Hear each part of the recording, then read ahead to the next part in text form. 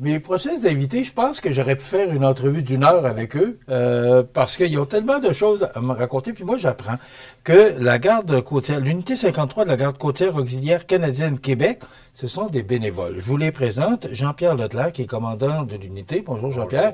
Et Karine Lebel, qui est membre de l'unité canadienne. Bonjour Karine. Bonjour. D'abord, moi, j'apprends que ce sont des bénévoles. Donc, c'est ça, la garde côtière avec des bénévoles. Puis là, vous avez besoin d'argent parce que, et c'est pour ça que vous êtes ici, parce que vous avez lancé une campagne de financement. Donc, commençons par le commencement.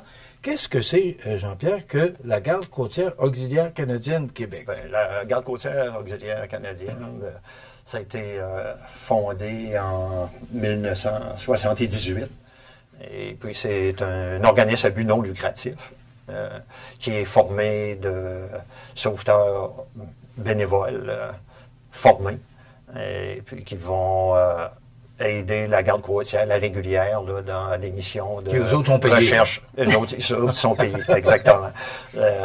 Pour des missions de recherche et sauvetage, puis il y a aussi tout le côté prévention aussi qui se fait là, sur l'eau. C'est quoi exactement votre rôle, Karine? Notre rôle, dans le fond, c'est vraiment de surveiller le fleuve, de venir en aide aux plaisanciers qui sont en détresse. Hein? On veut pas ça, mais on est là pour ça, pour les appuyer. Parce qu'il y en a, il y en a faut quand pas même. Se mettre la tête dans le sable. Exactement, puis ça arrive aux meilleurs navigateurs. Et on est là pour appuyer justement la garde côtière. Donc, c'est la rapidité d'exécution. Fait que c'est le premier arrivé sur place. Fait que notre territoire à nous qu'on couvre, de Montmagny jusqu'à Kamouraska, c'est notre grand territoire où on a des yeux là-dessus et on surveille ce qui se passe. C'est sûr que la garde côtière nous appelle quand il y a une intervention, mais notre but premier, justement, c'est de répondre à ces interventions-là le plus rapidement possible. Si la garde côtière régulière, qui est basée à Québec ou à Tadoussac, est plus rapide et déjà sur le fleuve, c'est eux qui vont y aller. Par contre, s'ils sont sur un autre appel ou quoi que ce soit, c'est nous qui va être appelés pour aller sauver et rescaper ces gens-là. Donc, la sécurité, la prévention, justement, quand on est basé à la marine, au port nautique de Saint-Jean-Port-Joli, et vraiment la sécurité nautique des plaisanciers. On a eu la vague avec la pandémie, que tout le monde, beaucoup de plaisanciers se sont achetés un bateau, mais il y a beaucoup de notions à comprendre. Il y a plus de monde sur le fleuve. Il y a plus de monde sur le fleuve, il y a beaucoup de choses à apprendre quand même, puis on a un plan d'eau qui est pas facile à naviguer. Donc, il faut vraiment le connaître et on est là pour les aider, pour les apprendre. Bon. Combien vous êtes de membres? Parce que là, est-ce que vous êtes assis sur le coin du bateau puis vous attendez un appel? Ou comment ça fonctionne? Vous êtes quand même beaucoup de membres. On est quand même 26 personnes. Quand même, oui. Oui, c'est ça. On a qui font partie de l'unité à Saint-Jean-Port-Joli, l'unité 56. Et, 53. 53, oui, c'est vrai. Et c'est ça. Là, ces gens-là, il y en a là-dedans qui travaillent. Fait que là, c'est ça, ils vont quitter leur travail pour venir faire un peu comme les pompiers. Exactement, on est comme sur appel un peu. Justement, Jean-Pierre reçoit, lui, le commandement, là, dans le fond, l'appel. Et on a notre réseau, donc premier arrivé, premier parti. Est-ce que vous êtes occupé? Est-ce qu'il y a tant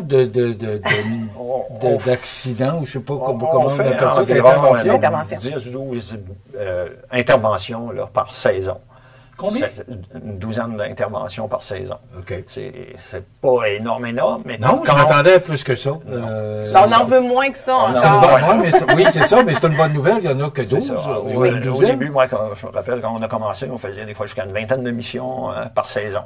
Mais souvent, quand on est appelé, souvent parce qu'il y a du mauvais temps aussi. Fait que dans ces périodes-là, c'est ça, les conditions, des fois, deviennent plus difficiles. Fait que là, les gens deviennent en difficulté. Fait que là, à ce moment-là, ça fait toute une différence, là, le fait d'être là, parce que sinon... ça pourrait être plus grave parfois. Il y aurait des pertes de vie, là. Là, il faut faire une distinction entre la garde côtière et l'unité 53 de la garde côtière auxiliaire canadienne Québec. Puis vous allez voir pourquoi je dis ça, là. C'est que là, vous êtes en campagne de financement. Là, les gens vont dire, ouais, mais c'est gouvernemental. C'est pas de même que ça marche. Là, moi, j'apprenais par communiqué de presse que vous avez une campagne de financement parce que le bateau commence à donner des signes de fatigue. Oui. Il a 40 ans oui. et le moteur a 20 ans. Les moteurs, il y aura 2 moteurs. Les 2 moteurs Ouais. ont Bon, 20 ans d'années, même au début de la saison. Là, il y en a un qui a montré des signes de fatigue. Là, fait que là, il faut regarder. On comprend pour après remplacer. 40 ans. Là. Exactement. Une campagne de financement, pourquoi? Pour acheter un bateau? Là? Comment ça? Et la question, comment ça que c'est pas la garde côtière qui vous aide ou qui vous supporte là-dedans? Bien, bonne question. C'est que, dans le fond, oui, la garde côtière, quand ça flotte, eux, on le sait, ils changent, justement, on voit à l'écran notre beau bateau, on l'aime, notre bateau. Là, C'est le bateau que vous utilisez? C'est le bateau qu'on utilise présentement, l'Auxiliaire 1276.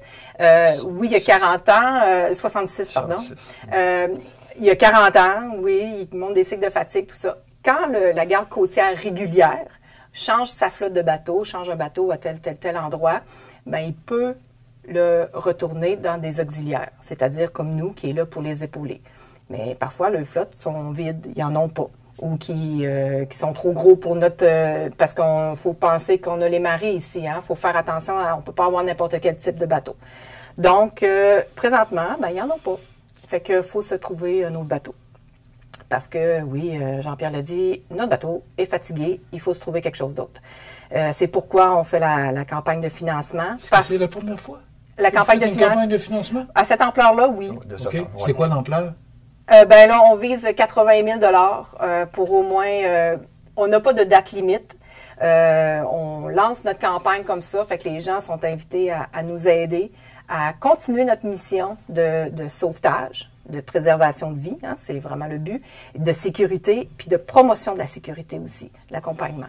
Donc, faut vraiment continuer de faire notre mission. Et avec cet argent-là, ben oui, on va être capable d'acheter une partie de notre bateau parce que la garde côtière va quand même nous aider.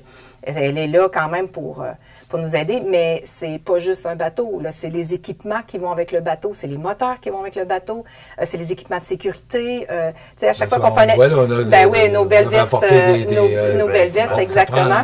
On va pas sur le fleuve si nous autres, on n'a pas le droit d'aller sur le fleuve sans avoir... Ben non, cette ceinture-là, ben c'est la même chose pour vous. Exactement, je la traîne tout le temps. Partout ce que je veux. Mais c'est ça. Fait que tous ces équipements-là, ben il faut les acheter quand même. Donc, ça nous demande beaucoup de sous. Et comme vous l'avez dit, on est bénévole. Fait que c'est pas notre salaire qui vient, c'est pas pour payer nos salaires. Hein. Bon, notre salaire, nous, c'est la satisfaction de rendre service aux gens puis de sauver des gens.